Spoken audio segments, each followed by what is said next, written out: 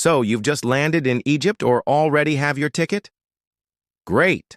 Before you get lost among the pyramids or caught up in a market bargain, let me tell you what really happens when you arrive. This way you'll avoid trouble and enjoy your trip a lot more. The first thing you need to know is that arriving in Egypt is an experience that starts right at the airport. Unlike other destinations, where you deplane and everything seems organized and quiet, Egypt greets you with a more intense environment.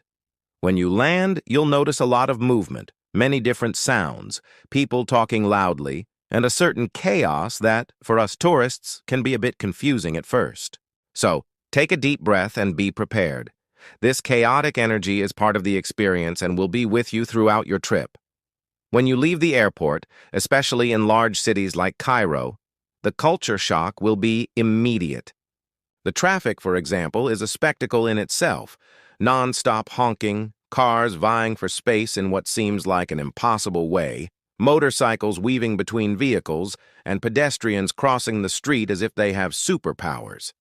If you're the type who likes to observe, this first contact already shows how Egypt operates at its own pace, not exactly following what we Westerners call order. Another point you'll notice right away is the hospitality. Many Egyptians genuinely like tourists and want to interact.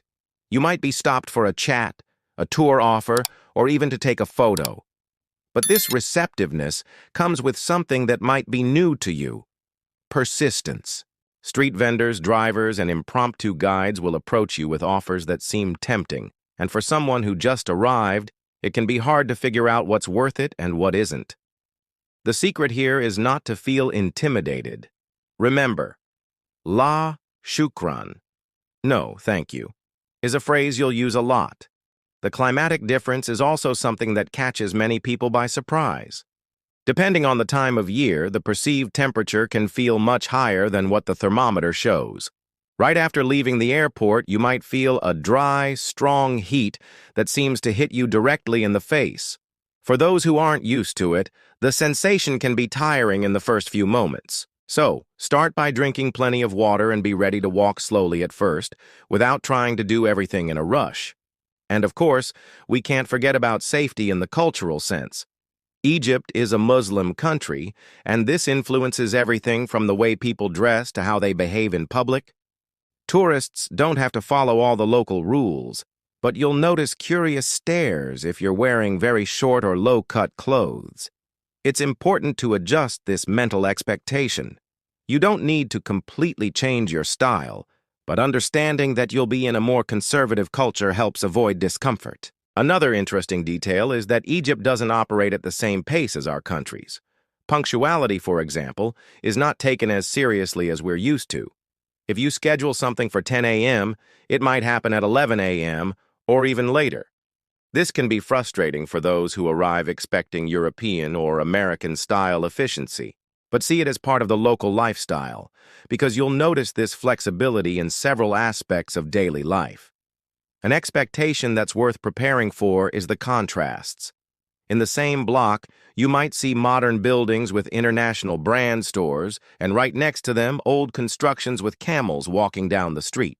This mix is intense, sometimes even shocking, but it's also what makes Egypt so fascinating upon arrival. After the initial shock of arriving in Egypt, it is impossible not to start noticing the good things that make so many people fall in love with the country. And believe me, the positive points here are many. Egypt has that rare mix of history, living culture, impressive landscapes, and an energy you can't find anywhere else. It's the kind of destination where every corner can surprise you, whether with something grand or a small detail that only makes sense when you're physically there. One of the biggest attractions, of course, is the history. Walking through Egypt is like walking inside an open archaeology book. The Giza pyramids and the Sphinx aren't just postcards. When you're in front of them, the feeling is of being before something that defies logic. They have existed for thousands of years, with giant stones piled in a way that still intrigues scientists today. And the best part? You don't just observe from a distance. You can go inside, touch, and feel this ancient heritage up close. And if Cairo is impressive, Cities like Luxor and Aswan take this experience to another level. Luxor, for example, is called the world's largest open-air museum because it's home to the Karnak and Luxor temples, as well as the famous Valley of the Kings, where pharaohs like Tutankhamun were buried. Walking through these places is almost like time travel, and that's a privilege that only Egypt offers with such intensity. Another point worth highlighting is the Nile River. It's not just a beautiful river, it's the reason Egypt existed as a civilization. Today, a Nile cruise is one of the most remarkable experiences you can have. Imagine being on the deck of a boat, sipping on a cold hibiscus tea as the sun sets and illuminates ancient temples on the riverbank. It's a scene that blends romance, contemplation, and a direct connection to history. Now, if you're the type who travels with your stomach, Egypt will surprise you. The cuisine is very rich and at the same time affordable. Koshari, a typical dish made with rice, lentils, pasta, and spicy tomato sauce, is cheap, filling, and delicious. Egyptian falafel, made with fava beans instead of chickpeas, has a unique flavor, crispy on the outside and soft on the inside. And if you like sweets, get ready. Egyptian bakeries are full of desserts based on honey, nuts, and phyllo dough, like the famous baklava. And we can't talk about the positive points without mentioning the people. Egyptians have a welcoming, curious, and often playful nature. Many love to talk to tourists, practice English, or simply tell stories about their country. You might be surprised with invitations for tea or even to meet the family. Of course, sometimes there are ulterior motives like selling something or asking for a tip, but there are also genuine moments of hospitality that will make your trip memorable. Another strength is the diversity of experiences. In the same country, you can explore the desert on camel rides, dive into the Red Sea with colorful corals, walk through traditional markets full of spices, and the next day, visit modern museums. This versatility makes Egypt a destination for different types of travelers, from those who want adventure to those looking for rest. And speaking of markets, the souks, popular markets, are true festivals of colors and aromas.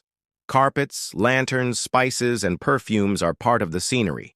Just by walking through these places, you feel a cultural explosion that mixes centuries of tradition in every stall. It's impossible to forget the value for money. Compared to other international tourist destinations, Egypt offers unique experiences at a relatively low cost. Good quality hotels, historical tours, and hearty meals are more affordable than many people think, which makes the country even more attractive for those who want to travel without breaking the bank.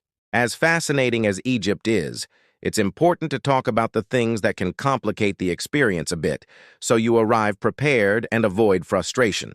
It's not about spoiling the trip's charm, but about having a clear view of what can be challenging on a daily basis. The first thing many tourists notice right away is the pressure from vendors. Whether in front of the pyramids, in the markets, or even in less crowded areas, there's always someone trying to sell something. It might be a camel ride, a souvenir, a bottle of water, or even help to take a photo. At first, it might even seem fun or harmless, but over time, this persistence gets tiring. Some vendors will even follow you for meters, trying to convince you to buy. If you're not used to it, you might feel suffocated. Another point is the issue of common scams against tourists.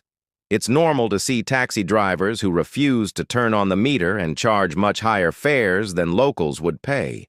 There are also unofficial guides who appear out of nowhere and start explaining something, only to ask for a tip later. In some cases, people even offer VIP entry to attractions that, in the end, don't exist. Being aware of this helps you deal with it better. Be suspicious of promises that sound too good to be true, and whenever possible, prefer official or recommended services. Traffic can also be a daily challenge. Egypt is not known for having clear rules on the streets. Honking is constant, cars seem to not respect crosswalks, and crossing the street can seem almost impossible. For those coming from more organized cities, this can be stressful. The secret is to observe how the locals do it. They cross calmly, even in the midst of chaos, and drivers generally end up braking. Culture shock is also on the list. Egypt is a Muslim country, and this is reflected in different aspects, from clothing to how men and women interact in public. Tourists who don't respect certain cultural norms might attract attention or even generate uncomfortable stares. It's not that you need to radically change who you are, but having this sensitivity makes a difference to avoid embarrassing situations.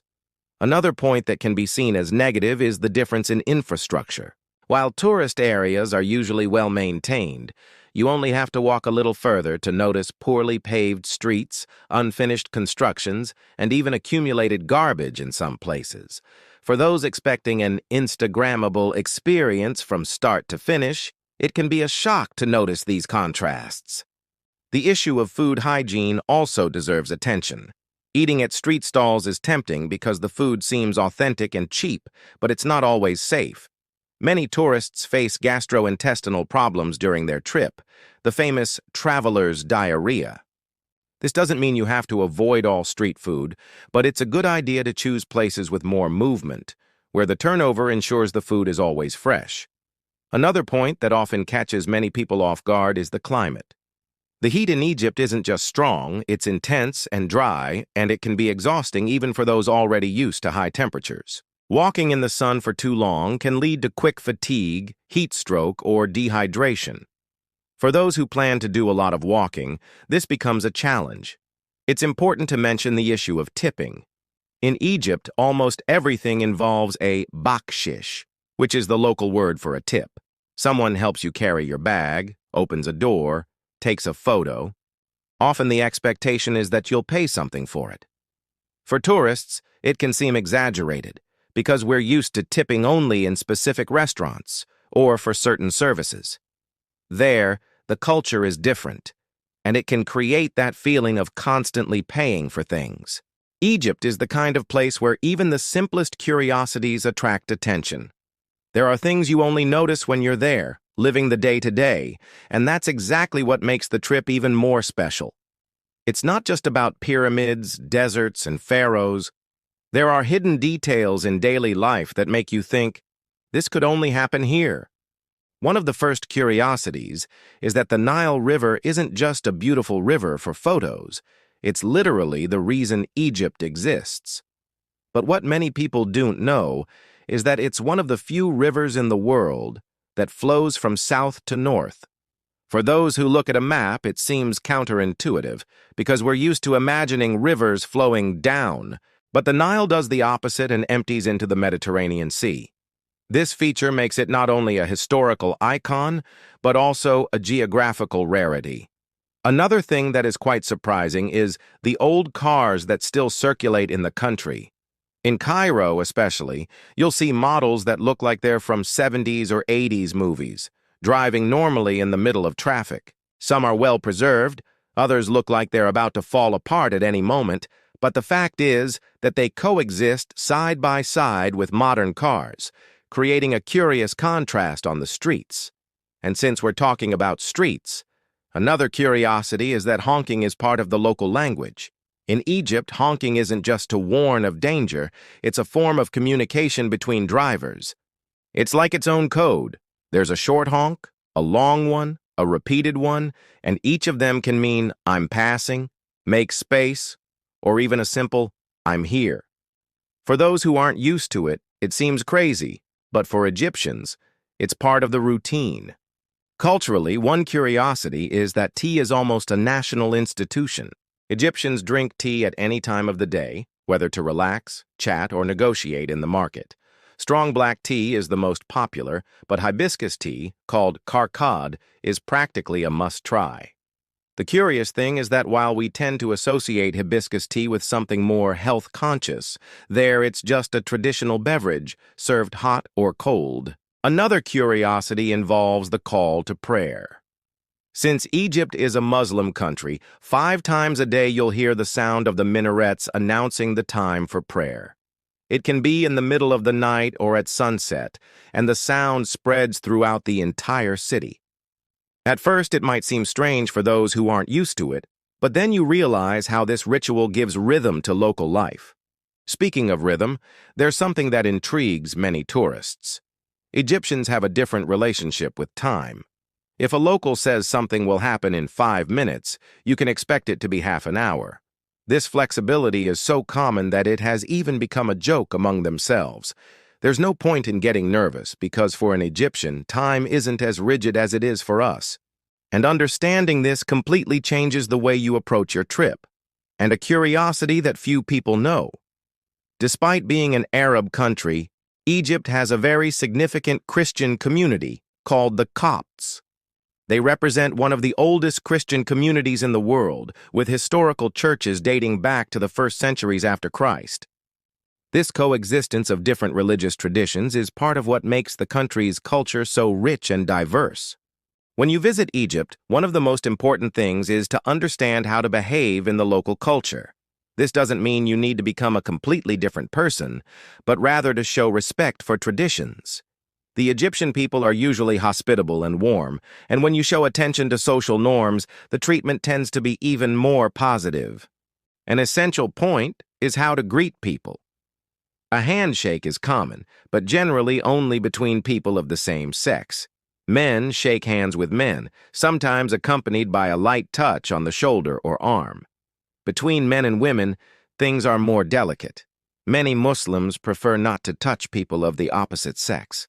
So if you're a man and you meet an Egyptian woman, wait to see if she extends her hand first. Otherwise, a simple smile and a nod are enough. Another detail is the use of the right hand.